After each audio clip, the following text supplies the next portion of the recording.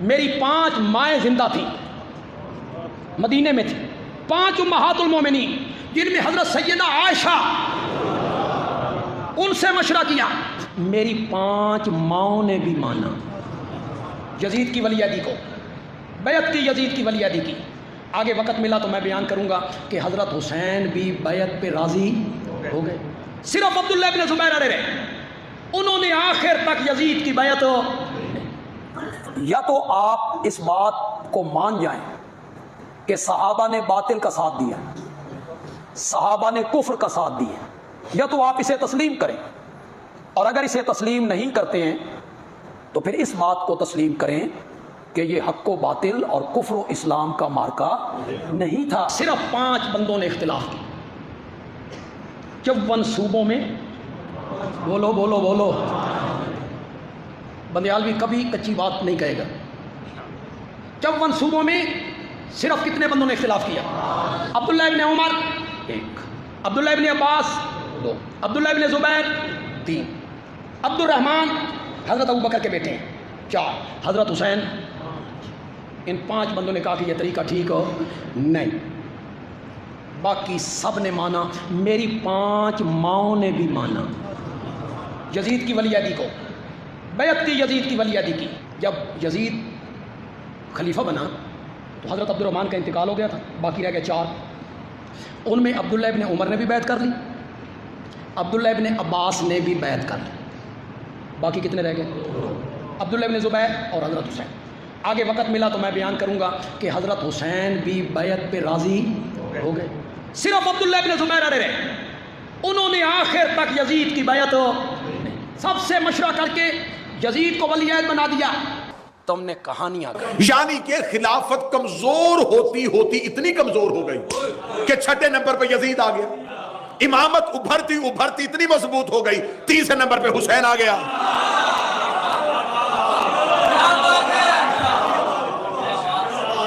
اب وہ جس نے مکہ کی پہاڑیوں پہ 2 بزرگ کھڑے تھے،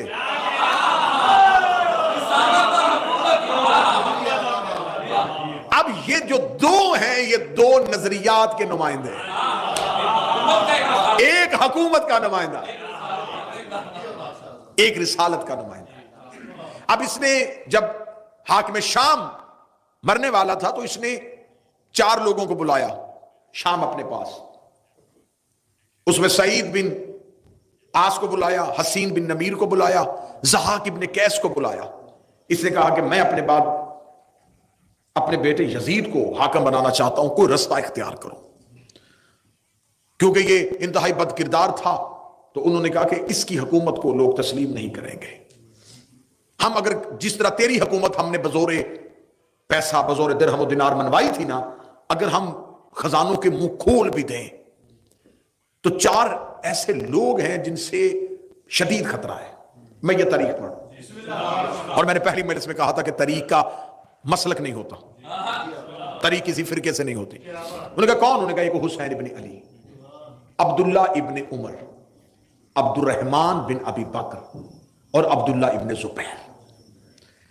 کسی طریقے سے ان کو لالچ میں لو۔ یہ اپنی زندگی میں حاکم شام مکہ پہنچا حج کے دنوں میں، تو اس نے 4 افراد کے ساتھ علیحدہ علیحدہ ملاقات کی۔ اب جو تاریخ ابو الفدا، روضۃ الاحباب، یعنی کہ اہل سنت تواریخ سے میں پڑھ رہا ہوں، جو سب سے پہلی ملاقات اس نے کی وہ عمر کے بیٹے عبداللہ سے کی، عبداللہ ابن عمر سے۔ اس نے کہا کہ اگر میں اپنے بعد یزید کو خلیفہ بناؤں تو تو اسے کیسا دیکھتا ہے، تو اس کی خلافت کے بارے میں کیا خیال رکھتا ہے؟ ان کا آگے سے جواب یہ تھا، دیکھ مجھے تو حکومتوں کے ساتھ کوئی لینا دینا نہیں، میں گوشہ نشین آدمی ہوں، اگر سب نے تسلیم کیا تو میں بھی کروں۔ یہ ان کا جواب تھا، کیونکہ انہوں نے اس ایک اصول پہ خلافتیں بنتی دیکھی تھی۔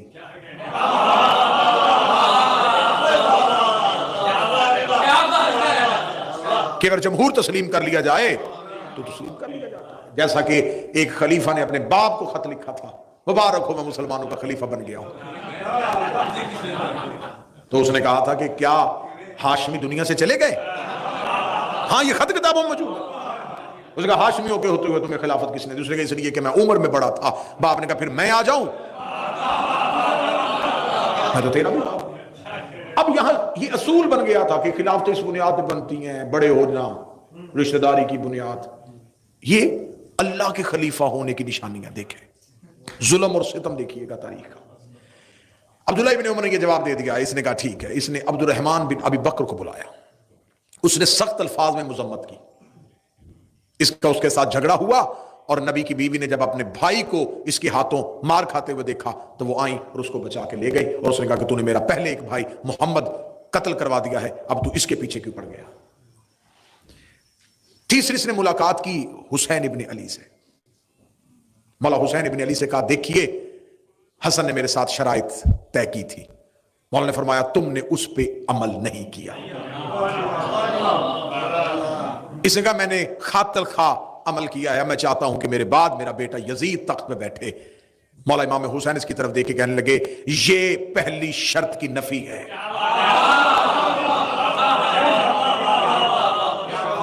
اللہ کی زمین پہ ہمارے ہوتے ہوئے کسی کو حاکم مسلط کرنا یہ کفر ہے۔ حسین ابن علی کا دشمن مورخ، دشمن، میں نے متعصب ترین مورخ اٹھا کے دیکھے، تبری جیسے لوگ اٹھا کے دیکھنے، ابن خلدون جیسے لوگوں کو اٹھا کے پڑھا ہے، تاریخ الخلفاء میں جلال الدین سیوطی کو اٹھا کے پڑھا ہے، انہوں نے کہا چاروں میں سے سب سے جاندار جواب حسین ابن علی کا تھا، جس میں دم تھا نا وہ جواب حسین ابن علی۔ آخر میں اس نے عبداللہ ابن زبیر کو بلایا، اس نے کہا تو کیا چاہتا ہے؟ اس نے کہا دیکھ میں تجھے 3 رستے دیتا ہوں، تینوں میں سے جس مرضی رستے کو انتخاب کر۔ اس نے کہا کون سا؟ اس نے کہا پہلا رستہ کسی کو بھی بنا کے نہ جا، نامزد نہ کرنا، جیسے تو نے طاقت کے زور پہ خلافت لے لی تھی اسے کہنا طاقت کے زور پہ خلیفہ بن جائے، تو نامزد نہ کرنا۔ یا دوسرا کام یہ کر، دوسرا کام جس طرح پہلے خلیفہ نے کیا تھا، تو کوئی کمیٹی بنا دے جس میں اپنے ہی افراد رکھ لے اور ان کو کہہ دے نا کہ وہ اسے طے کر لیں، یہ گناہ تو اپنے سر نہ لے۔ اس نے جتنے بھی رستے دیے اس نے کہا مجھے ان میں سے کوئی بھی رستہ نہیں چاہیے۔ یہ سیخ پا ہو گیا، اور سیخ پا ہو کے یہ واپس چلا گیا۔ جب یہ واپس چلا گیا اور پھر اس کی جو موت واقعہ ہوئی ہے، کتابیں کہتی ہیں کہ یہ کنویں سے پانی لینے کے لیے، گھر کے اندر جو کنواں تھا وہاں سے پانی لینے کے لیے، تو کنویں کے اندر سے گیس نما چیز نکلی جس نے اس کے پورے چہرے کو جھلسا دیا۔ پھر اس کے بعد جتنی دیر زندہ رہا لوگوں کے سامنے نہیں آتا تھا، اور اہل سنت کتابیں کہتی ہیں کہ یہ اپنے کمرے میں کہتا تھا کاش میں نے حجر بن عدی کا قتل نہ کیا ہوتا، کاش میں نے مال کے اشتر کو نہ مروایا ہوتا، کیونکہ حجر بن عدی وہ علی کا نوکر ہے جس کا تقوی عرب میں مشہور تھا اور ایمان کی اس بلندی پہ تھا۔ جب اس نے اس کے بیٹوں سمیت اس کو گرفتار کروایا اور قتل کروانے کے لیے جلاد کو تلوار دی تو حجر بن عدی سے کہا کوئی وصیت؟ کہنے لگا میرے سامنے میرے بیٹوں کو قتل کر۔ اس نے کہا کیسا باپ ہے آنکھوں کے سامنے بیٹے مروا رہا ہے؟ اس نے کہا اس لیے قتل کروا رہا ہوں کہیں میرا قتل ہوتا دے کے علی کو چھوڑ نہ دے، اگر انہوں نے میرے بعد علی کو چھوڑ دیا میں علی کو کیا منہ دکھاؤں، بہتر یہ ہے انہیں پہلے مار تاکہ میں نسل کی وجہ سے شرمندہ نہ ہو سکوں۔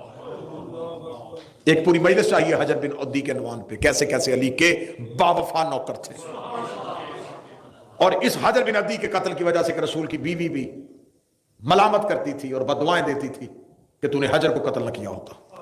اتنا پرہیزگار تھا کہ علی کا دشمن بھی اسے اچھا سمجھتا تھا۔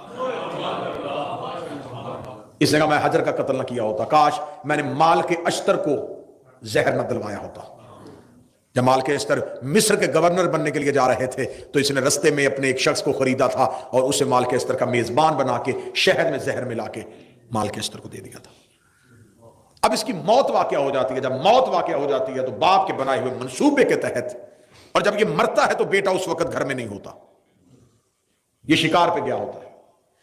وہ جن لوگوں کو اس نے بلایا ہوا تھا نا، ضحاک بن قیس اور حسین بن نمیر اور سعید بن عاص، یہ جلدی جلدی لوگوں کو اعلان کر دیتے ہیں کہ حاکم شام مر گیا ہے، اور وہ اپنی زندگی میں وصیت کر کے گیا تھا کہ میرے بعد میرے بیٹے یزید کی بیعت لے لینا، اور اس کے واپس آنے تک ہم اس کی بیعت لیتے ہیں۔ جب انہوں نے بیعت لینی شروع کر دی تو اب جہاں جہاں اس کے گورنر بیٹھے ہوئے تھے حاکم شام کے، ان کو ایک مراسلہ بھیج دیا گیا کہ جہاں جہاں بھی بیٹھے ہو یہیں پہ تعینات رہو اور لوگوں سے یزید کے ہاتھ پہ بیعت لو۔ جب انہوں نے یزید کی بیعت کروانی شروع کر دی. تو اب ایک مراسلہ مدینے پہنچا ہے اور مدینے کے گورنر ولید بن عقبہ ملعون کو کہا گیا ہے کہ تم حسین ابن علی سے بیعت لو. اب یہاں سے میں تاریخ کا ایک اگلا رخ لوں گا جہاں سے کل کی میری گفتگو جناب مختار پہ آ کے رک جائے گی, اور بڑی مفصل انداز سے میں جناب مختار پڑھوں گا. مورخ کا مختار پہ لگایا ہوا الزام, جس مورخ نے جیسے جیسے مختار پہ الزام لگائے وہ الزامات کی پڑتال کی جائے گی. جناب مختار کے بارے میں کس کس امام نے کیا کیا حدیث کہی تھی, جناب مختار نے کیسے انتقام لیا تھا, کس کی دعا سے مختار پیدا ہوا تھا, کس کی گود میں مختار جوان ہوا تھا, یہ سارے معاملات. لیکن آج کی مرحلے پہ اگر آپ سن رہے ہیں نا تو میری بڑی کوشش اور خواہش ہمیشہ یہ ہوتی ہے کہ جو موضوع میں پڑھوں اگر سامعین اس میں متوجہ ہوں تو کچھ موضوع سوال چھوڑ جاتے ہیں, لیکن آپ کا سوال نہ پوچھنا اس بات کی دلیل ہے کہ آپ صرف مجلس سمجھ کے سن رہے ہیں, کیونکہ ایک گھنٹے میں یا 45 منٹ کے تمام چیزوں کو کور کرنا مشکل ہو جاتا ہے, سوالات تو ادھورے رہ جاتے ہیں. اب جو کوفہ کی حالت تھی وہ میں نے آپ کے سامنے کل پوری مفصل انداز سے پڑھ دی کہ کوفہ 3 طبقوں میں تقسیم ہو چکا تھا. سارا کوفہ بے وفا نہیں تھا. کوفہ میں سلیمان بن سرد خزائی, حانی بن عروہ, مختار ثقفی, حبیب ابن مظاہر, مسلم ابن اوسجا, عابس شاکری, یہ کردار ابھی کوفہ میں موجود ہے. اب کوفے کا جو گورنر ہے وہ نعمان بن بشیر ہے اور انتہائی کمزور آدمی ہے, بس اپنی رٹ منوا نہیں سک رہا, لیکن ہے یہ معاویہ کا بھیجا ہوا, یہ اس کا والی ہے. اب کوفہ میں امام حسن کی شہادت کے بعد علی کے شیعوں نے سر اٹھانے شروع کر دیے. جب سر اٹھانے شروع کیے تو یہاں پر ایک کردار ہمیں تاریخ میں ملتا ہے, سلیمان بن سرد خزائی. یہ 90 سال کے بزرگ ہیں, یہ جمل میں اور صفین میں مولا علی کے ساتھ رہے, مولا علی کے لشکر میں بھی شامل تھے. یہ اپنے گھر میں ہیں اور جب انہیں پتا چلتا ہے کہ معاویہ مر گیا ہے اور اسے اپنے بیٹے یزید کو تخت پہ بٹھا دیا ہے تو کوفے کے لوگ سلیمان کے گھر اکٹھے ہو جاتے ہیں اور سلیمان کے گھر میں اکٹھے ہو کے کہتے ہیں کہ ہم کسی صورت میں یزید کی بیعت نہیں کریں گے. خوف اس کا تھا, وہ دنیا سے چلا گیا, اب یزید کو کم از کم تسلیم نہیں کیا جائے گا. سلیمان کہتا تم کیا چاہتے ہو؟ وہ کہتے ہیں کہ ہم چاہتے ہیں کہ حسین ابن علی کو بلایا جائے. آج کی مجلس میں ایک انتہائی ایک ایسا اہم نقطہ جس پہ مدت سے شیعت بھی پریشان طریقے سے کھڑی ہے کہ آخر کوفے کے بے وفاؤں نے حسین کو خط لکھے تھے. بے وفائی کسی اور نے کی تھی, خطوط کہیں اور سے گئے تھے. آج میں تاریخ کا ایک دھوکہ آپ کو سنانے لگا ہوں. سلیمان بن سرد انتہائی عارف علی کا صحابی تھا, 90 سال عمر ہو, زمانے کے اتار چڑھاؤ دیکھے ہوں, کوفہ بنتا دیکھا ہو, قبیلوں کی ساری. سلیمان نے کہا کہ مجھے تم پہ اعتبار نہیں ہے, جیسے تم لوگ علی آئے ہوئے تھے کوفہ, حسن موجود تھے مدائن میں, تو مجھے کیسے یقین ہو کہ تم لوگ باقاعدہ صف بندی کر کے حسین کا ساتھ دو گے. کوفے کے لوگوں نے قسمیں کھانی شروع کی, تلواریں اٹھا لی, انتہائی جذباتی تقریریں ہوئیں سلیمان کے گھر میں. سلیمان نے کہا دیکھو یہ جذبات وقتی ہیں اور انسانی فطرت ہے کہ انسان کوئی حادثہ سنتا ہے تو وقتی طور پہ بڑا جذباتی ہوتا ہے اور بعد میں جیسے جیسے نتیجہ قریب آتا ہے تو ویسے ویسے جذبات ٹھنڈے پڑ جاتے ہیں. سلیمان نے کہا یہ جذبات کا معاملہ نہیں, حجت کا ساتھ دینا ہے, امام کا ناصر بننا ہے. ناصر بننے کے لیے تمہیں کیا کرنا پڑے گا؟ کوفے والوں پہ سلیمان لوگوں کے ہجوم پہ یقین نہیں کر رہے تھے. یہ کونے سے حبیب ابن مظاہر اٹھے, انہوں نے کہا سلیمان کوئی اور قیام کرے نہ کرے, میں قسم دیتا ہوں علی کی عزت کی, جب تک میرے بوڑھے بدن میں جان ہے میں اپنے خون کی آخری قطرے کو حسین پہ قربان کروں گا. حبیب کا جذبہ ہی سلیمان کے لیے بڑا تھا. ابھی سلیمان روتی ہوئی آنکھوں سے حبیب کو دیکھ رہے تھے, یا دوسرے کونے سے مسلم اوسجا اٹھ کے کھڑا ہو گیا, ادھر سے عابس شاکری اٹھ کے کھڑا ہو گیا, ادھر سے حانی بن عروہ اٹھ کے کھڑا ہو گیا. جب یہ مجاہدین اٹھ کے کھڑے ہوئے ہیں نا, اب سلیمان کو حوصلہ ہو گیا کہ یہ وہ لوگ ہیں جو ساتھ نہیں چھوڑیں گے. اس نے باقی افراد کو کہا تم جاؤ, ان لوگوں کو اکٹھا کیا. تاریخ کہتی ہے جو لوگ اکٹھے کیے وہ 150 تھے. بڑی توجہ سے گفتگو سنیے. 150 لوگوں سے سلیمان نے کہا ایک ایک بندہ اپنا خط لکھو حسین ابن علی کے نام, اور علیحدہ علیحدہ خط لکھو. ایک تاریخ کہتی ہے کہ 150 نے علیحدہ علیحدہ خط لکھے، اور کچھ مورخین کہتے ہیں ایک ہی خط میں 150 نے 10 خط کیے، علیحدہ لکھے یا اکٹھے لکھے، یہ طے ہے کہ 150 کی رضامندی شامل ہو گئی۔ ادھر سے امام حسین مدینہ چھوڑ چکے تھے۔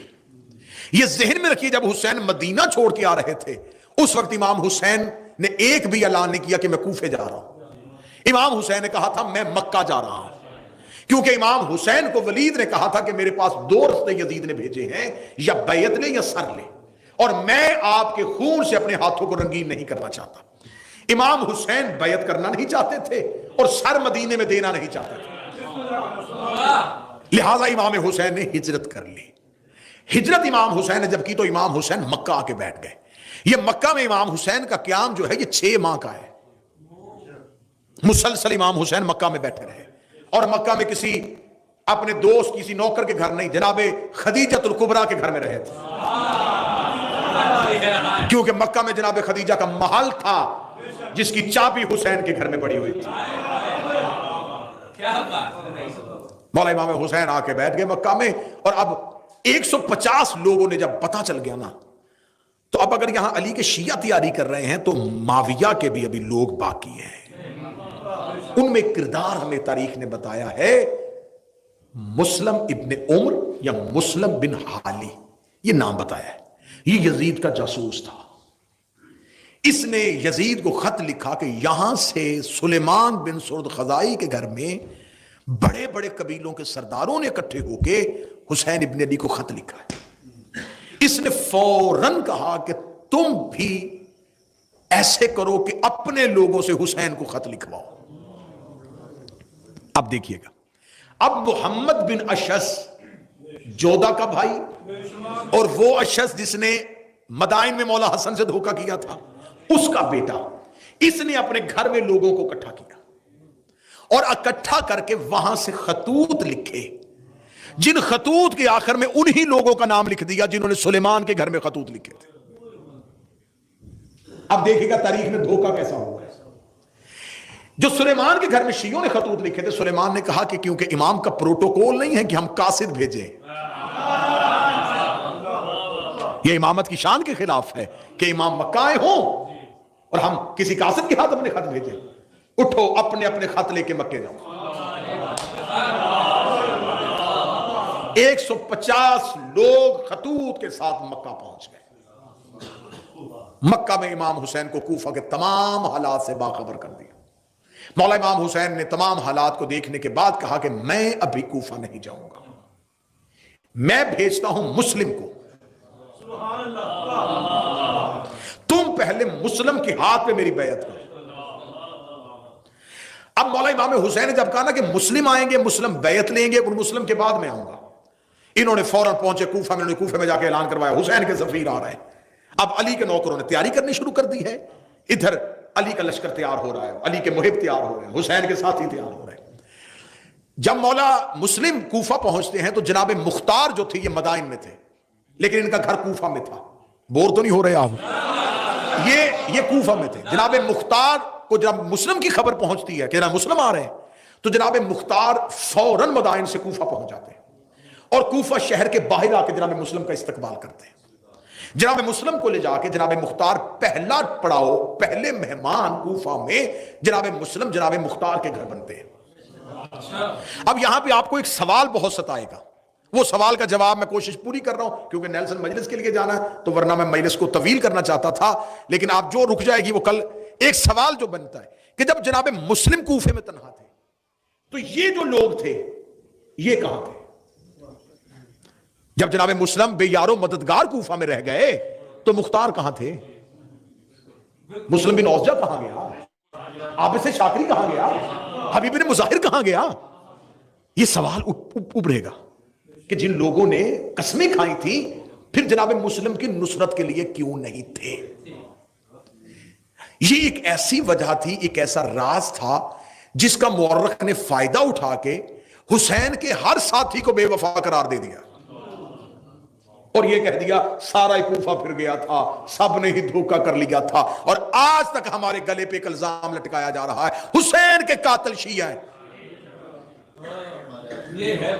مورخ نے بہت باریک بینی سے کام لیا ہے کہ قتل حسین کوفہ کے شیعوں کے کھاتے ڈالا جائے، اور اسی باریک بینی کے لیے معاویہ یزید نے کہا تھا اپنے لوگوں سے حسین کے نوکروں کے نام پہ خط لکھواؤ، کہ بلواؤ حسین کو نوکروں کے نام پہ، پھر آگے ہمارا لشکر ہوگا وہ حسین کو قتل کر دیں گے، طریق سے لکھوا دیں گے نہ ہم نے بلایا تھا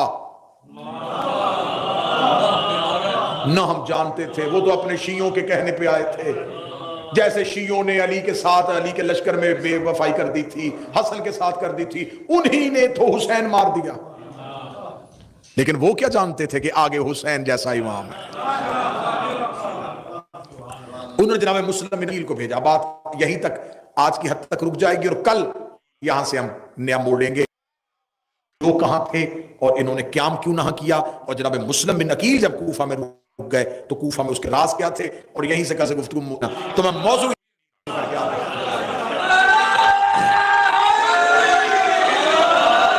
لیکن آپ نے یہ قتل ہمارے کھاتے میں ڈالا کہ امام حسین کو قتل شیعوں نے کیا تھا، لیکن تمہاری بدبختی نے تمہارا ساتھ پھر نہیں چھوڑا، تمہاری قسمت نے تمہارا ساتھ نہیں دیا، بدبختی نے ساتھ نہیں چھوڑا، کہ تم نے لکھ دیا کہ حسین کے قاتل جو تھے وہ عمر ابن سعد تھا، وہ حسین بن نمیر تھا، وہ محمد بن اشعث تھا۔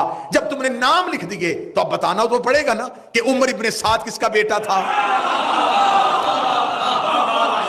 یہ سعد بن ابی وقاص کا بیٹا تھا، وہ سعد بن ابی وقاص جسے آپ نے عشرہ مبشرہ میں شامل کیا ہے۔ امام حسین کے قاتلوں میں محمد بن اشعث کھڑا ہے، آپ کو بتانا پڑے گا یہ پہلے خلیفہ کا بھانجا ہے۔ قاتلوں کے شجرے ہم تمہارے گھر سے نکالیں گے، جس نے حکم دیا وہ معاویہ کا بیٹا، جو لشکر لے کے گیا، اور جس نے سب سے زیادہ ملعونیت کی تھی ابن زیاد ملعون نے۔ میں بڑی ایک جلدی میں نے کہا کہ پہلی مجلس میں کہا تھا کہ ان کے کردار اتنے گندے ہوں گے کہ مجھے ممبر کا ادب ملحوظ خاطر رہے گا کہ میں کیسے پڑھوں۔ جو زیاد جس کا یہ بیٹا ہے نا، عبید اللہ اس کا نام ہے، اس کو ابن زیاد کے نام سے مشہور جان بوجھ کے کیا گیا تھا۔ یہ جو زیاد ہے نا، زیاد باپ کے نام سے مشہور نہیں تھا، اس کو زیاد ابن سمیہ کہتے تھے ماں کے نام سے، کیونکہ باپ کے نام کا کسی کو نہیں پتا تھا۔ یہ تاریخی حقائق ہیں، باپ کے نام کا کسی کو نہیں پتا تھا، ماں کے نام سے عرب میں مشہور کر دیا گیا تھا، بڑا ملعون۔ اور یہ بات ذہن میں رکھیے گا، امام کا قاتل حرامی ضرور ہوتا ہے،